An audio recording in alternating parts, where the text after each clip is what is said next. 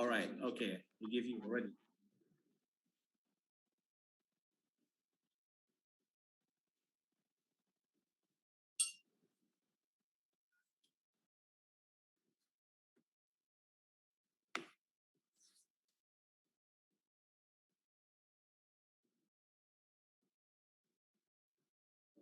Okay, now, Professor Okay, the screen is yours now.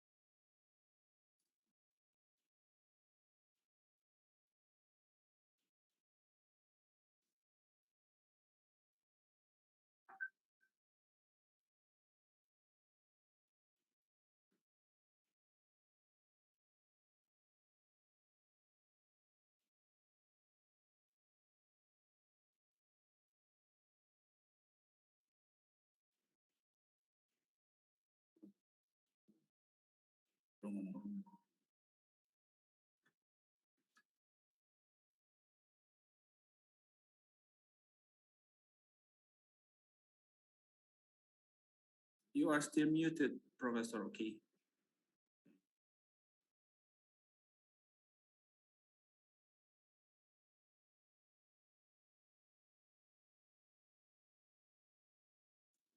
You can unmute the... Oh, here, Pak. Is it clear, Pak, the slides? Yes, it's clear, very. Okay. Yeah. Thank you so much, Mr. Moderator. Ladies and gentlemen, good morning, everyone. My name is Oki Moraza from Pertamina Holding from Research and Technology Innovation.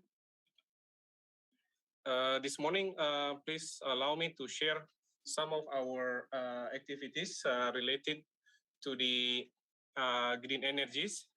I will pick two topics. The first one is the geothermal, and the second one is the bioenergy. Yeah. At the beginning, I would like to share some of the activities that we have in research and innovation in Pertamina Holding. So basically, we have three divisions. The first one is the upstream. The second one is downstream. And then the third part is the planning and commercial development. We are basically having missions to improve the current productions, to access different or new resources. And then we also try to develop new technology for the new business. Yeah. On the right side, we can see different topics that we covered in our center, starting from upstream, downstream, refinery, petrochemicals, gas and LNG, and also renewables. Yeah. So this morning I will cover the geothermal, which is part of the upstream, and then the biofuels, which is part of the new and renewable energy. Yeah. On this slide, we can see some of the activities that we have related to the new and renewable energy. Yeah. So we have some activities related to biofuels, electrical vehicles, geothermal, solar PV, and also new energy. Yeah. So on the right side, we can see that the geothermal is one of our stronger contributions in renewable energy. And then we are still developing our bioenergy, but it's going to grow further, because here we have different types of fuels that we develop. And then solar PV, we started with the developing solar PV on the roof of our fuel station. Maybe you have started seeing the green fuel stations. And then new energy, basically, we try to utilize the abundant feedstock that we have in Indonesia, such as low-rank coal and CO2.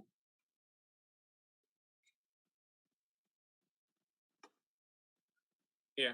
So the first part will be on the geothermal, because this is basically representing the green electricity that we have in Pertamina Group. And then the second one will be about the bioenergy. Yeah.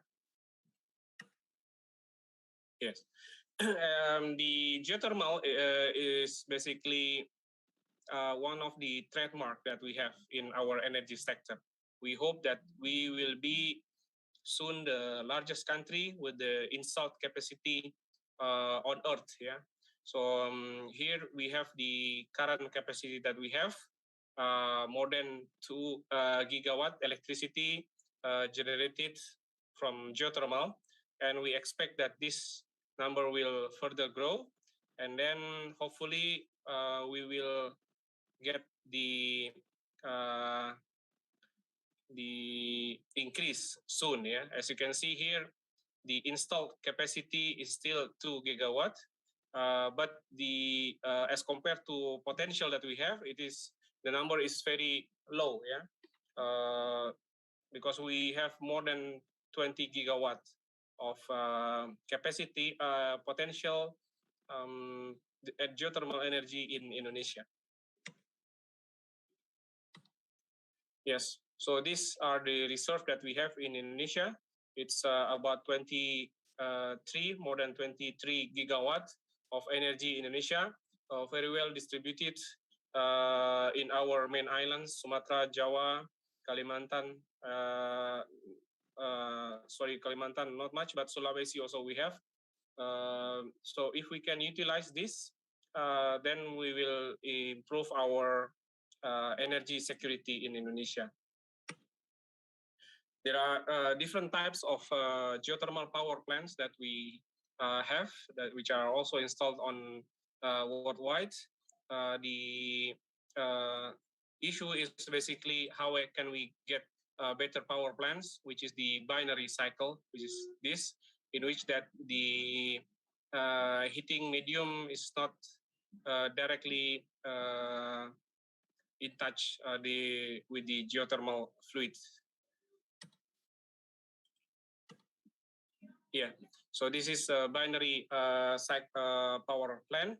Yeah, in this case, the geothermal thermal energy from the well is transferred to the working fluid through a heat exchanger, and then containing geothermal fluid, which is not in direct contact with the working fluids. Yeah, or we also understand this as a organic Rankine cycle by utilizing the working fluids with the low boiling points, etc. Yes, the other potential that we have in Indonesia is basically by developing small-scale geothermal. This is important because the upfront capital for geothermal it's quite high. Yeah, so if we can utilize our old wells, etc., it will be beneficial for us.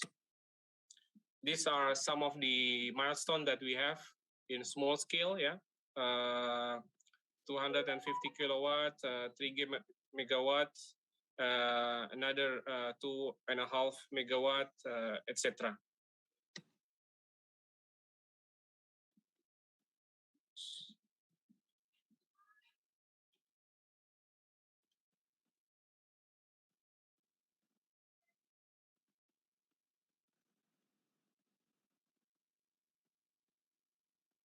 Yes, once we have the geothermal, we may also produce green hydrogen. Yeah, in this case, we are building green hydrogen in Ulubelu in Lampung for small capacity as part of our study, for the pilot plants.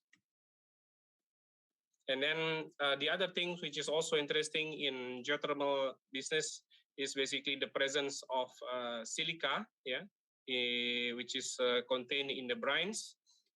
Basically, if we manage now at this moment, this is still in the research scale.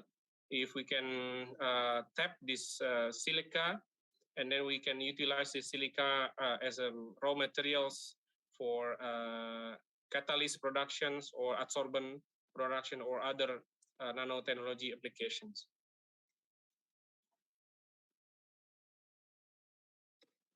Yes, so that is the highlight of our activity in geothermal. Now I would like to go quickly to bioenergy. This is also a very interesting activity that we have. I will highlight two topics. The first one is the bioethanol from the waste. And then the second part will be green diesel from waste also, from used cooking oil. Yeah. So basically, in order to have bioethanol from the waste, we need to remove the lignin from cellulose. Yeah. Ideally, this is by steam explosions. Yeah, this is the best methods. And then after that, once we have the glucose ready, we can utilize fermentation, and then we can get the bioethanol. This is the premium bioethanol, the second generation bioethanol. Yes. Fortunately, Indonesia is blessed with a lot of waste, biomass waste. One of the wastes that we have in Indonesia in large quantity is the EFB, and empty fruit branch, or tadan kosong sawit in Indonesia. We are trying to execute this program. If this program can be executed, we have a lot of benefits, such as better for the oil palm farmers, reduction of green gas houses, creating new economic centers, etc. And here, as you can see, that the one of the potential is to have one package of bioethanol plants with capacity of 50,000 ton per annum. Yeah.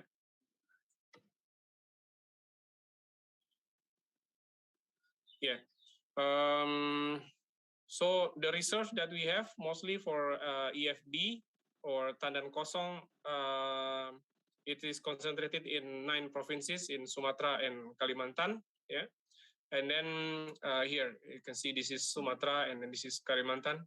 They are very rich in the EFB. And then basically we are evaluating different technology providers. Yeah, the best one now is able to produce 50,000 ton of ethanol per year by utilizing about 700,000 ton of raw waste of biomass. Yeah. So now we are doing studies, site selections, biomass supply assessments, technology itself, conceptual engineering study, and also the economics. Yeah. Actually, in addition to the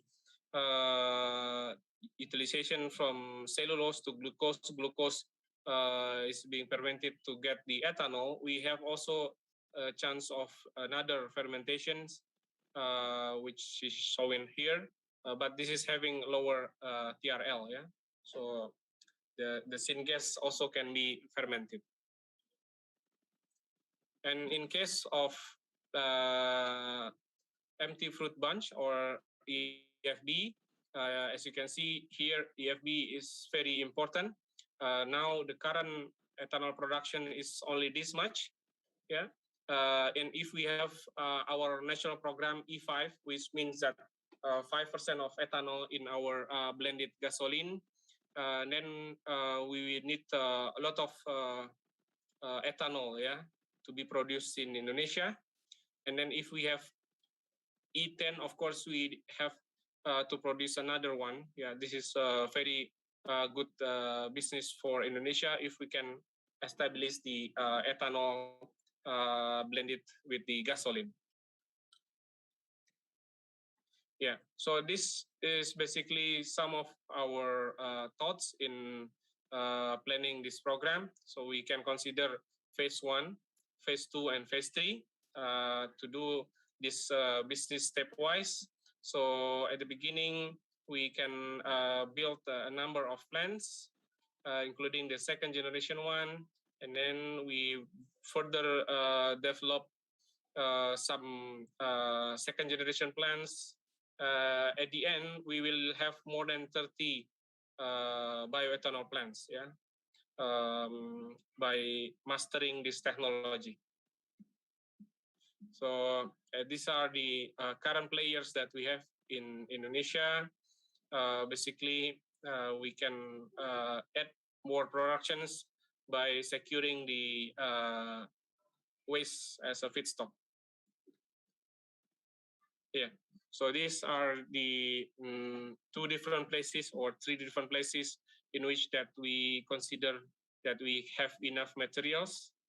We are doing the techno-economic analysis at this moment, and then hopefully that in these places we can soon produce bioethanol plant. Yeah, this if we expand further in Indonesia, we may get different provinces. Actually, the palm oil is present in about 24 provinces, but we can observe that in 9 provinces it's really produced in very large quantity. Hopefully, this can be turned into implementation soon. Here, the potential is basically number 1 is in Riau, and then Central Kalimantan, North Sumatra. Yeah, those are the top 3 provinces in which that we can build these second generation bioethanol plants in large quantity. The issue that we have is basically how can we improve the economics if we want to have local market, yeah, because at the end it should be blended with the gasoline, but there is also a chance that we may consider this as an export product. The second one problem that we are working on this topic is basically the presence of the byproduct, yeah, which can be utilized as fertilizer. It's called vinasse. And then we need also to master this technology. Yeah, these are new for us, large scale quantity of enzyme, yeah, to be produced in Indonesia, and then further improvement in the pre-treatment, etc.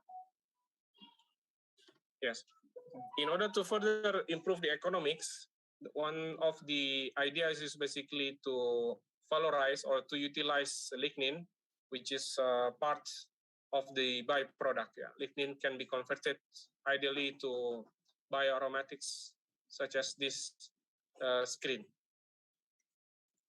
And once we have bioaromatics can be added into our value chain. Yeah, we utilize a lot of aromatics in petrochemical business.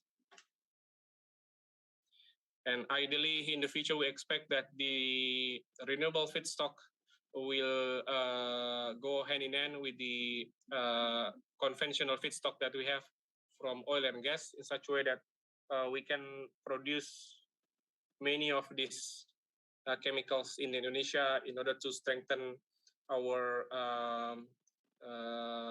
current account, and then also to suppress the current account deficit. So basically now we are basically studying different issues, starting from the feedstock, security, collectability, yeah, competition and price. Yeah. And then we also study the pretreatment technology. So far, the steam explosion is the best one. The enzyme supplies, this we need more biochemical engineers which understand how can we scale up the enzyme productions. The valuation, yeah, how can we discuss with the government in order to make these things happen for local market. by also considering that we need to sell it abroad, yeah, because the price outside Indonesia is very good. And then the other things that we are working on is basically we need to work on different feedstock, not only tandan kosong or EFB, but we can also use the other parts, yeah, pelepah, batang, etc., which are also abundant in Indonesia.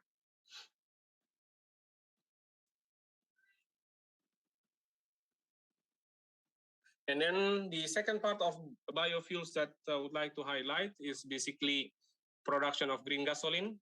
The key is how can we get the cheapest feedstock, because 60 or up to 70% of the final price is from the feedstock. Yeah, one of the idea is to get the used cooking oil, which is cheap, in order to have low cost feedstock for this green diesel production. Yeah. And in addition to green diesel, we are also working on biogasoline. Yeah. For biogasoline, there is a potential to utilize different feedstock as well. But of course, in order to have sustainable business, we need to find low cost feedstock, yeah, for all of these processes. So in summary, I'd like to highlight that we have very high potentials to produce bioethanol second generation in Indonesia due to the demand that we have. Either we are going to implement E5 or E10 program, blending ethanol to our gasoline pool. And then we can also produce by different feedstock, yeah, such as pelepah and other things. And then last but not least, basically the used cooking oil can be expected to be utilized to produce green diesel and green gasoline. So thank you very much for your kind attentions. I'd like to return the floor to the moderator. Thank you so much. Assalamualaikum warahmatullahi wabarakatuh. Waalaikumsalam warahmatullahi wabarakatuh. Thank you very much, Professor Oki Muraza, that highlighting the optimizing of geothermal energy and also bioenergy. You mentioned also about bioethanols and also green diesels, how's the existing performance and how's the opportunities to develop them, including feedstock safety, security, and also their diversification. Well, thank you again for your presentation. And for the audience who wants to ask to Professor Oki Muraza, you can send your questions to the chat room with the code of the presentation is OKM for Oki Muraza, and then your name and your institution, and then your questions. So I will read your questions at the end of the session. Thank you again for Professor Oki Muraza, and now we will give the opportunity to Professor Oki Karna Rajasa, PhD, to giving the presentation. For Professor Oki Karna Rajasa, are you ready? Yes, I'm ready, sir.